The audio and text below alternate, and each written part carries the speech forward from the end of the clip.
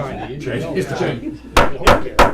I'm going to call the Port of Siuslaw meeting to order for Wednesday, February 18th at 7 p.m. Commissioners, you want to check? You looked over the agenda. Do you have any? No change. Okay. We will continue on. Right now, we will have a presentation from Megan Gerber on the Wilbur Island Wetland Mitigation Bank. Come on, Megan. Thank you all for having me. Yes.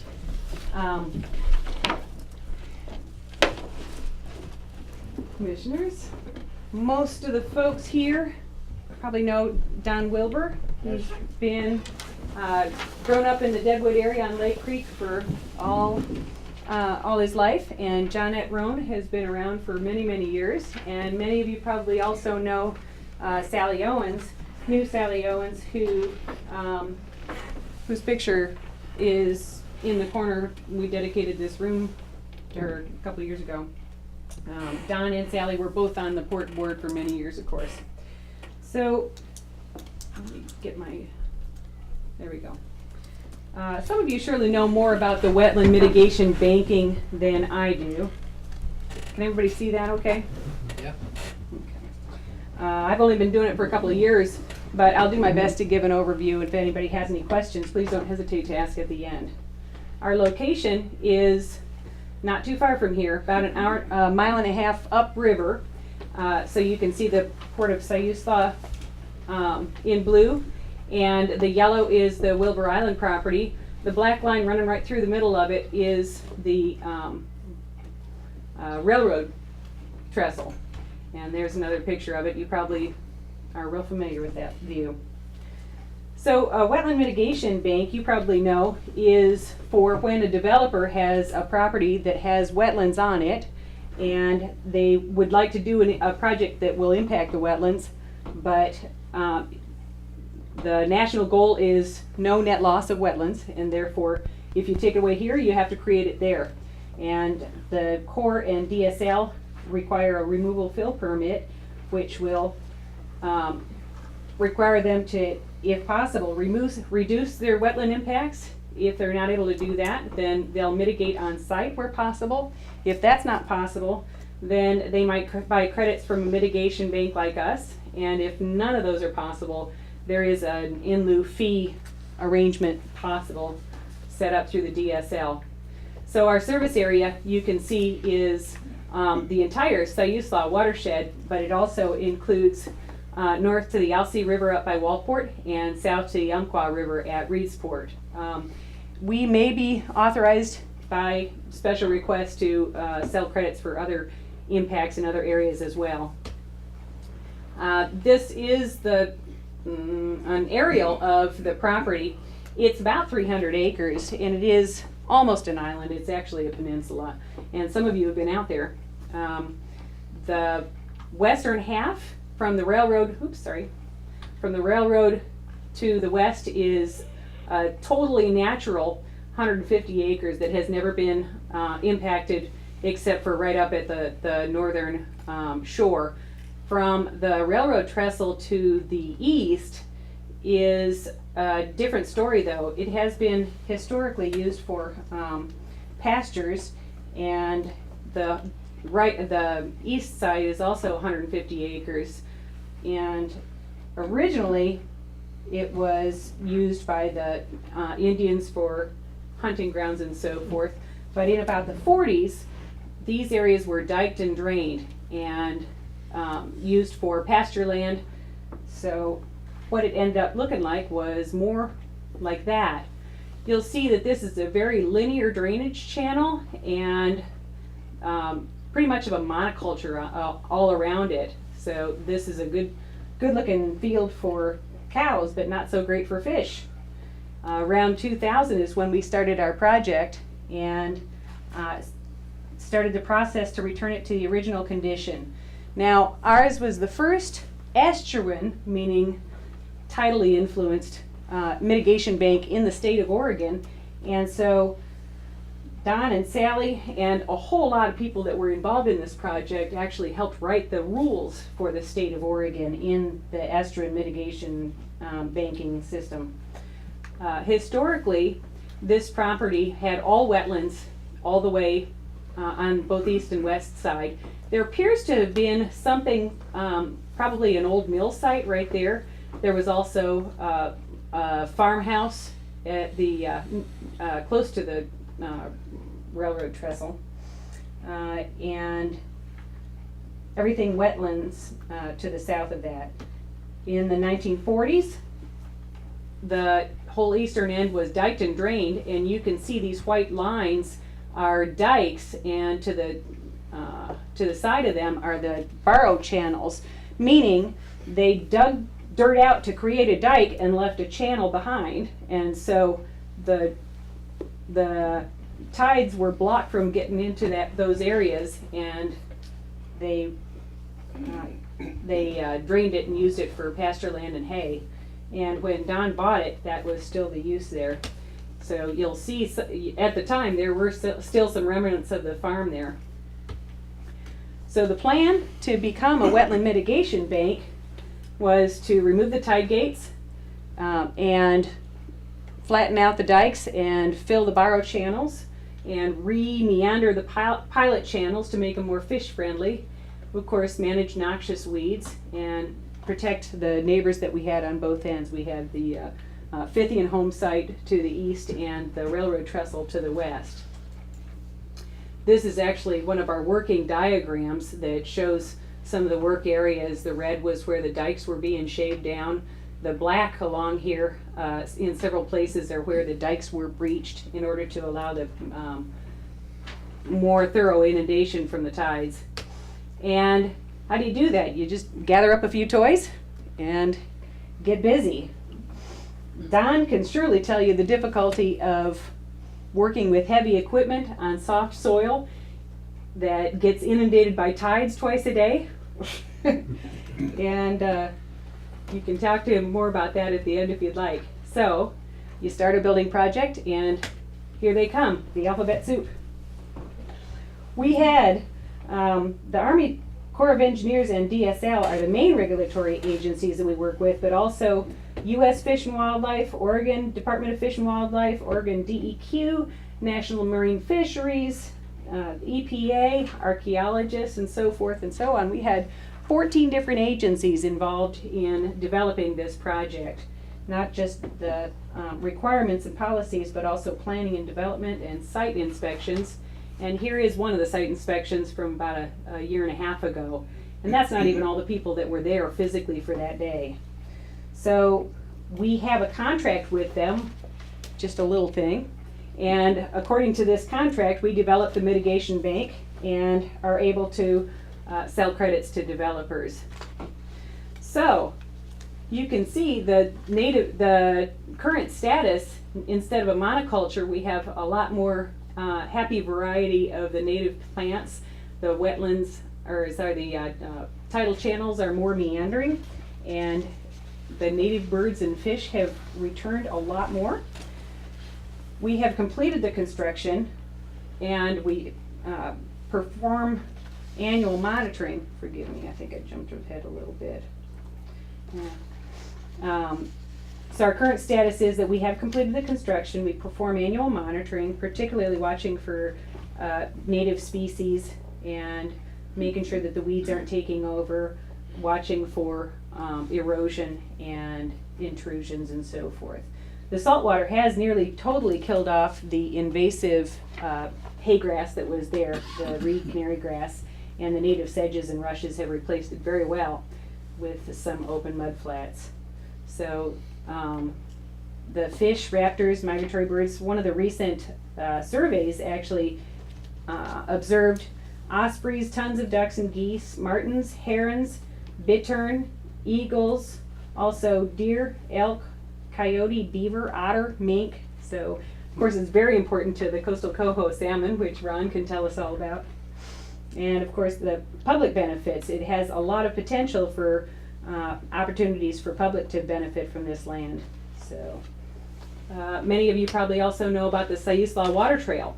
And the parcel, right, I don't know if you can see where the pointer is, but right here is where we are. And this wide open blue area is the slough.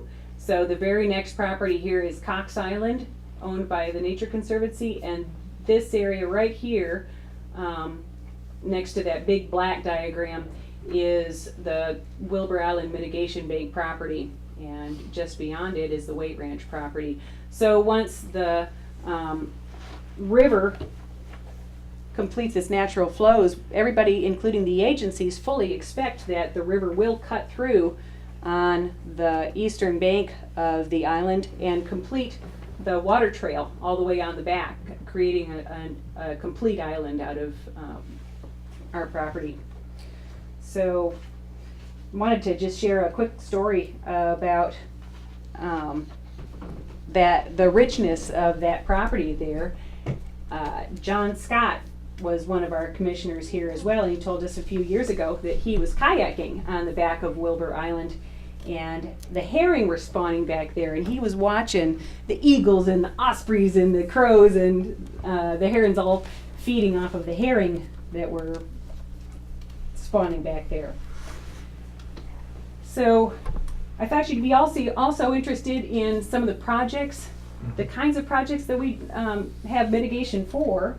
There are several different kinds. Of course, everybody knows that the Florence Bridge is going to be getting some work done over the next 3 or 4 years. They're going to put some work platforms in place, and for any impacts on the wetlands that are there in place for more than 24 months, they require mitigation. And what's strange to a lot of folks is they are actually mitigating the footprint of the piers that'll be supporting their work platforms. And so the total footprint of those piers they anticipate is 157 feet. So they went through the process of making sure that they're reducing their wetland impacts. They can't possibly mitigate on site, and so they're buying $300 woo, from us. And we do all the monitoring and reporting for them. The next example that I wanted to bring to your attention is Bonneville Power. Picture a power line going across the mountains. Obviously, it goes through over some high spots and over some wetlands in the draws. And for those impacts that are down in the draws that go over wetlands, they'll mitigate to a small extent for that too. They're actually working on a project going from Eugene to the coast. And so number one, they'll again have to reduce their wetland impacts. Number two, if it's since it's not feasible to mitigate on site on all those little draws, they'll buy credits from us. Now this is a project that spans all the way from Eugene out to the coast here, so they'll buy credits from wetland mitigation banks in the Eugene area for that, and from our area for those impacts over here. And the last example that I wanted to show you is Coast Guard. This is a project that was actually planned to be going on right now, their erosion control. You can see to the right end that the privately constructed riprap is a nice smooth shoreline there, but the Coast Guard themselves has a lot of pretty severe erosion happening, and so they're trying to get riprap done. Their engineer sent me their 7-page mitigation plan, which I thought was really interesting, and if somebody wants to take a look at that, I'd be happy to share with it. So anyhow, their plan, once again, goes through those same steps. Reduce their impacts. If they can't do that, which they have done it to the greatest extent possible, then the next option is to mitigate on site or nearby. And there's an example of that. Just upriver from there is where there was an old outfall that they'll remove that. That's a small portion of the mitigation that they need. So then they'll combine that with a 1/4 acre of credit at our bank to achieve the needed mitigation. So our vision for the future. We are currently submitting our work to the agencies for final approval. We've gotten verbal approval of all the work we've done, but we just need to get it in writing, of course, from agencies. Don and Johnette are ready to pass off the ownership and the stewardship responsibilities but we hope to keep it local, in local control for the long run. So we are currently looking for a long-term steward to handle the monitoring, reporting, protection, and weed management responsibilities. We hope to be starting negotiations real soon with a new owner that is likely to work out a cooperative arrangement to do the stewardship activities. So we don't have anything solid yet, but working on that. One of the threats that the Wilbur Island Mitigation Bank is faced with is cormorants.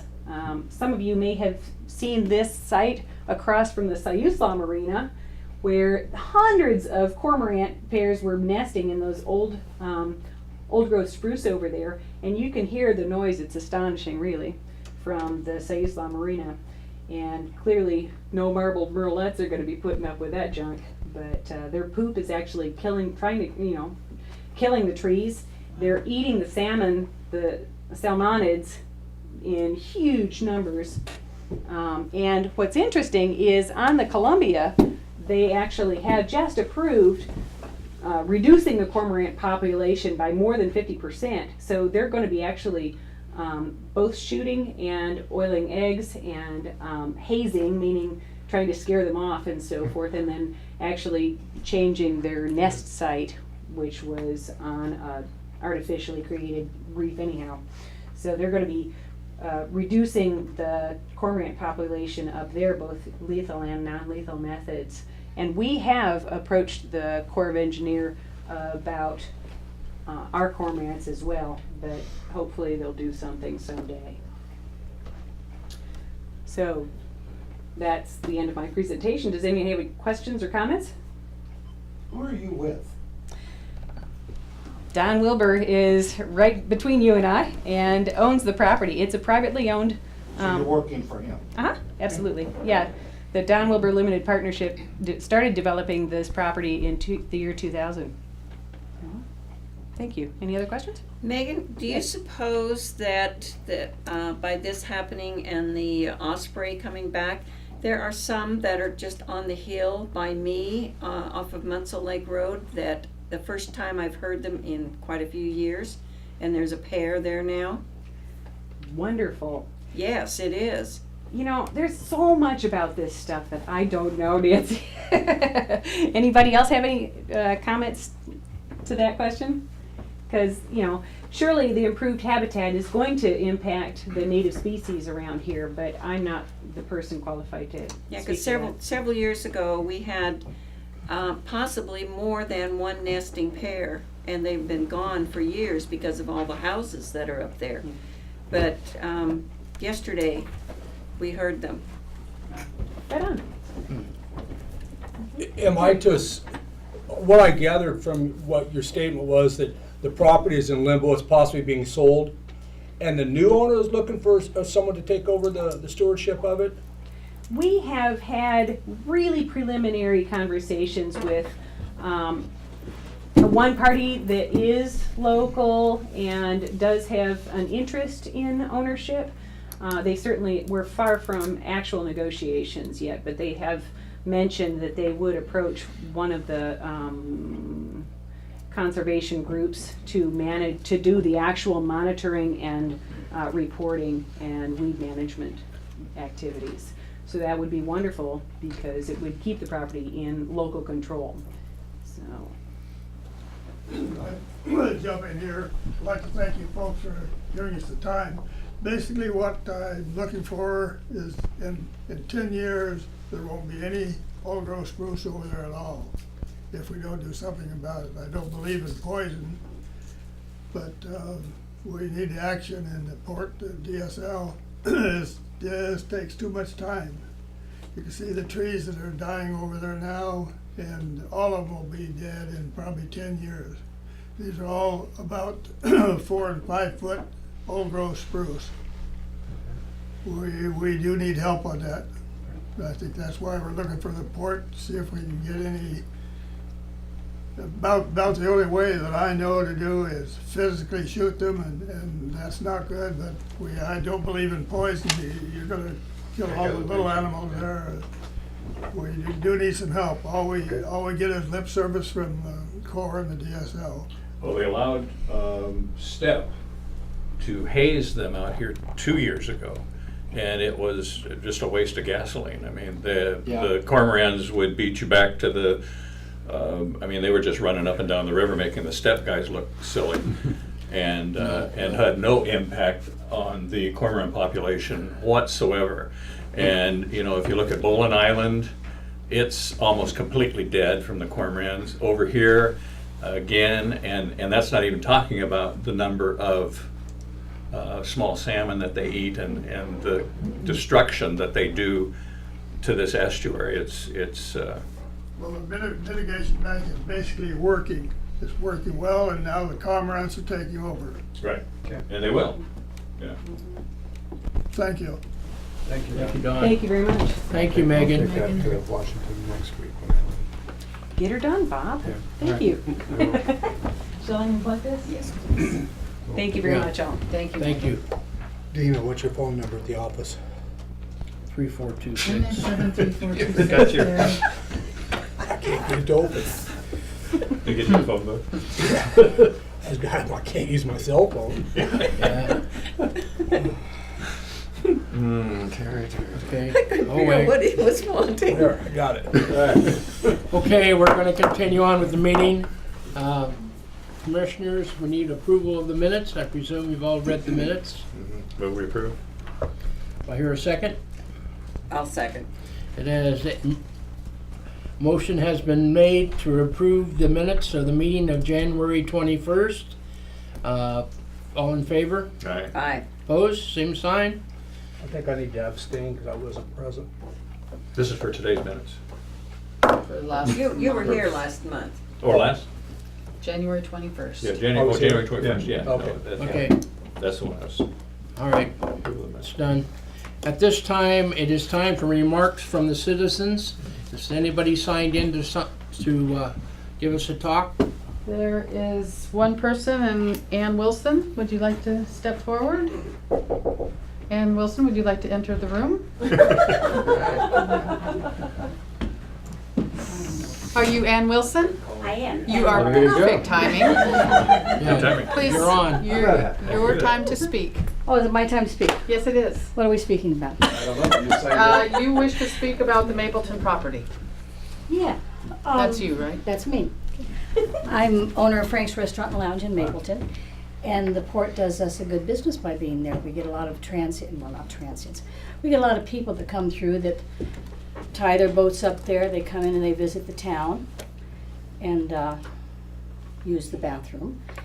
And I realize it's probably a big expense for the port, but it's a big income for the businesses down there. And if there's anything we can do to help, we'd like to do something to help.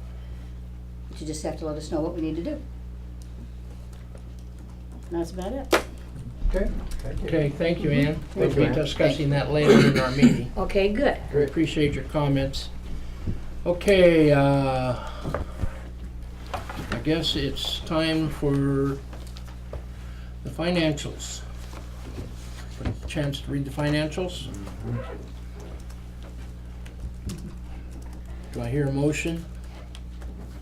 I move that we approve the financial statements for the bills paid in January of $76,164.77. Okay, Second. you second? I did. Okay, any other discussion? All in favor? Aye.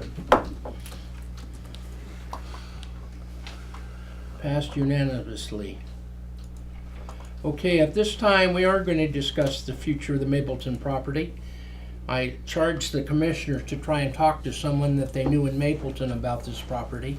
And I don't know if any of them have anything to report, but we'll find out now. Nancy, did you? I did not. I went to the watershed meeting and totally forgot to do anything. I was going to contact Lynn Hood, Yeah, I think he'd be good. but I've not done that. So Okay. I'll keep trying. But it comes down to, we know they need it Mhm. and it's good. it's an expense, and so I guess for the good of the community. Okay. Did you have a chance, Terry? Oh, yeah, I got an earful from my wife, who's a longtime Mapleton resident, and her family. Yes. And it's absurd to even think that we're gonna walk away from a dock. Okay. Jay? I actually didn't get a chance to talk to anybody from Mapleton. You know, I think there's a lot of opportunity that needs to be looked into as far as a partnership with the business community in Mapleton, partnering with the port to you know, take some responsibility and help us with the maintenance and upkeep of the dock. And I'm sure that the Mapleton people would be just delighted to, you know, participate in that, or I would assume that they I Mm-hmm. would because assume it's. so, because, you know, we get a lot of kids out there in the summertime, that's where they go swimming. Sure. And we get people all up and down the river that come up there and fish, and people that fish off the dock all you know, fishing season long. So it's a big plus for the community and a big plus for the people in town. And I will talk to Lynn Hood and anybody And Mary else. Newman. And Mary Duman, no, she's already on our side, that's a good thing. And I'll see what I can talk to around the community, is maybe we can get somebody together to help out a little bit. I think it'd be a wonderful partnership to, Yeah. you know, to get that together and. Well, work the together. search and rescue, I mean, Oh, yeah. they have a base, you know. I had a brother-in-law that required search and rescue up there, Sauber. I mean, he's going down backwards on his boat, and someone yeah. thought he was going to the ocean, Yeah, you know. Well, they have a dock, they have a place they can come to, they can land. right. Which we don't really have other than the port property here on this side of the river. Yeah. Okay, I have talked to several people up there, and one of our options that we talked about was maybe having the county to come and clean our toilets and maybe letting them have the property. And I did not, I kind of put a call in for Jay, and I think he is the one I need to talk to. The present time, there is Jay Bozeman. some sort of a grant being put in for the county to acquire the Knowles Creek property and maintain it. And thought maybe this would be something that they could put in and tie it in with this. But I don't particularly hold my breath on that. I personally think we should continue to maintain it. I did have someone suggest that perhaps we could get one of the organizations, and there are very few that have a hard time raising funds, to maybe come in and clean the toilets once a week and take care of whatever cutting for a donation from the port, which would probably save us, you know, I think it's costing us probably $1,000 a week now to, I don't know. It's not that much, It's not that much? no. It's, But we could give them $200 a week or something a month, and they'd keep it clean, and they would have a nice fundraiser that went on and on. So I think we'll look a little bit into that direction, if that's okay with the staff, and see if we can't do that and just keep it in our control, but let some other organizations help us to maintain it. Any other discussion on that item? Well, I think that's a good possibility. Yes, I do. Okay, any other old business? We are having a hearing apparently on the toilet that goes out here in the river on March, I believe, 10th. yes, the floating restroom The project. floating will- restroom project that is being funded by the Marine Board with our cooperation, and the city council turned us down on our conditional use permit. Wasn't city council, it was the city planning commission. Planner. City planning. Anyway, we're going back to before the planning commission on March 10th, and at that time, we will mount a community support at that meeting to have maybe 20 or 30 people there to convince them that it's pretty nice to be able to stop at a floating restroom when you've been out fishing for 3 or 4 hours a day. So anybody here that would like to attend that, we'd love to see you there to help support that, getting that floating restroom put into the river. Because that's done at no cost to the port, I believe, isn't it, Bob? We, we have to maintain it, but we receive a stipend, if you will, from the Oregon State Marine Board. They supply all the equipment and then pay us something like $1,600 a month or Well, they give us 16,000 a year. $1,000 a year. And they will add to that if we get the floating restroom, So they will it'll- assist. It'll cover the product. And, you know, But they are everything. funding the The floating whole- Right, restroom. right, that's what I Yes. thought. Yeah. All Plus, of they're the- gonna give you $16,000 a year. Well, Well, that we already we get. and then they're gonna add to that for the, Oh, okay. for the. Okay. So, yeah, it should, That's a good shouldn't win. cost us a thing. Yeah, I didn't read the full brochure, but I see there's 3 sites pictured on the brochure. The first site is where it was Was the originally planned. original, This number 2 is, was just a revised plan that the city didn't think was quite far enough away. and 3 is where And they. 3 is 800 feet upriver, Further up. and that is what we are proposing. It's out of sight, out of mind. Mhm. Probably out of the city limits It's also. not that far. Not quite, Okay. but, and it's, it also, what everybody's failing to remember is that this thing is only gonna be in there 12, 16 weeks, 52. right? Yeah, just, And they did post a sign out there today, and it does have the brochures, if anybody's Excellent. interested in picking up a brochure, they're out there Yeah, right it's at out the for end of the public boardwalk. opinion right now. Good. okay. I think we've finished I, that. I think we've covered this before, but then it comes back to our dock and gets chained up. No, we actually, they supply a trailer and we'll take It it will actually come out of the water and put it inside one I of think the I asked storage you units. before, but we can't put it on the docks and utilize it. We've never asked the Marine Board To put it, to tie it up, put it in a slip and actually use it as a restroom. well, we could follow up on that. Follow up on Yeah, that. so See, might because- might look at that, it might be nice I down mean, there, why right not? next I to mean- your boat, right? Campers can walk to the docks. Well, and it's in Is it gonna have showers? right by the, yeah. but if they take it away, they bring it back each year? No, No, we we would don't. take it out of the water We'd and just store We put it. it take on it out our of the water, put property. it in the blue Oh. buildings, so. We yeah, would that's a own good it. question, maybe we could use it. Okay, Yeah. Because because alls we're gonna do is pull it over to a pump out station, pump it out, Yeah, clean it up. Close to and- one. Sure. yeah. It'll look good next to your boat. It would. Yeah. Very good. Okay, continuing on, new business. There's a discussion about raising campground rates. Is that being revised or is that on this month? It's still, I sent you a proposal Mhm. in your Okay. packet. Okay, yeah, I saw it there somewhere. But we don't need a resolution to There's do no- so. no The resol- action This on is it? just a discussion this evening to discuss it, but the resolutions to adopt will be at the next meeting. Okay, Do you So wanna? basically, everything's going up $5, is that Yeah, pretty much?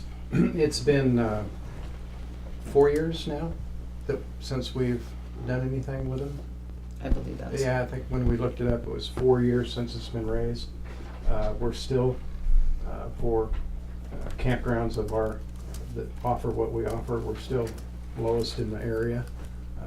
You know, there's, like Jay reminds us of periodically, is there's really no comparison to our area and our Right. marina to others because we're upriver and You took the words right out of my mouth, I was gonna remind you again. yeah.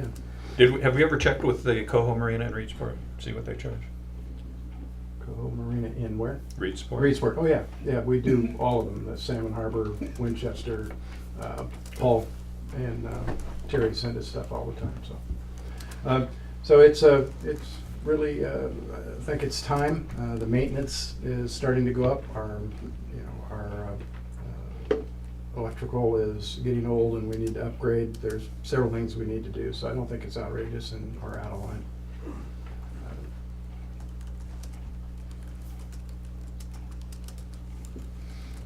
any other discussion on the rate increase? I have put it on the website, on Okay. the front page of the website, and it has links to all the documents for the moorage, what we discussed at the last meeting, and this document is on there, so we will be publicizing that there will be a public hearing at the March 18th meeting. Okay. And if anybody wants information on what those resolutions will be, that the board will be considering adopting, all that information Right. is there. And it does look like just a flat, pretty much $5 per person. I don't think it would Not keep per- anybody away. Per site. Per site. Yeah. I don't think it would keep anybody away that is coming. Hopefully it won't, and we'll be able to have a little more income for the port. We are also proposing that we resume a monthly rate for the B row. We had eliminated that the last time, but we are putting it back on. And if you'll notice at the bottom of the page, we are also proposing an increase from $2 a day per person to $5 a day per person per vehicle, and reducing the amount of people that is included in the daily rate Right. price. Right, I see that. Yeah, and those are pretty, I don't know that that is really gonna have a huge impact. Those are side things that people come in, but I don't think for the bulk of our, bulk of our visitors, it's gonna have a huge impact on anybody. Any other discussion on this? Well, I just want to reiterate the fact that while number one, we are a ways upriver, and number two, we don't have the amenities and the facilities that they have at Winchester Bay and Newport and some of those other places that we use for commerce. So to say that we are, that we charge less, we absolutely should, because we don't have those facilities and those amenities, and we're not on the ocean. And so I still take exception to using Winchester Bay and Newport and some of those places as comparisons, because they really are comparing apples and oranges. There's nobody else to compare.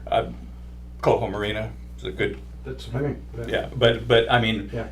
when we compare, we should, That's why we Scale it always- down, That's yeah. why Yeah. we always stay under. right, Yeah. and as well we should. Yeah. Or bring ours up to their standards, Well, yeah. which would be great. Which we are trying And to do. Which- working on in our own that. way. Well, Yeah. that's been a long, long process. We are Yeah. also about to go into the budget process, Yeah, I and that understand is, that. it is going to be an important Yep. Okay, thing. now are you done? No, Can we but I'll move, quit. can we move forward? Yes. There's a difference. Okay, it's time for the reports from the commissioners and the manager. Do you have any report, Bob? Remember, I'll be headed to Washington. DC, Yes. so bring up any, send anything that you want me to deal with. This cormorant will be a good topic, because Excellent. we get to spend a lot of time with the Corps, Yeah. with DSL, Yeah. and the politicians all at the same time. So this is great timing. Yeah. Anything else you can think of that you want me to take there, please send Can it I to take me. some pictures of Boland Island and here with you? when Yeah, you that'd be go? a great idea. Yeah. No, seriously, I mean. No, I I would, yeah. Yeah, All right, so I think this is a great timing to do that type of thing. Yeah, exactly. I think they might listen a little bit since they've already approved it on the Columbia. And I can't remember which one, but it wasn't just the Columbia. I believe there was another site that was approved when I was at a PCC meeting, the Pacific Coast Congress of Harbor Masters, and I believe just a few months ago, hearing about a site that, and it might have been in California, Northern California, that they are doing the same thing. So this must be Yeah. a bigger problem all the It way is up a and big down the problem. coastline, so. Especially against the endangered species such as coho. Yeah, so I'm It thinking takes this, so many smolts. And, I heard a and- pound a day per Really? fish. A pound a day per fish. Yeah. And last time the step was out there, at one time they counted 1,200 cormorants on the river. That's 1,200 pounds a day wow. that they eat. So, good timing. Thank you for bringing it. Okay.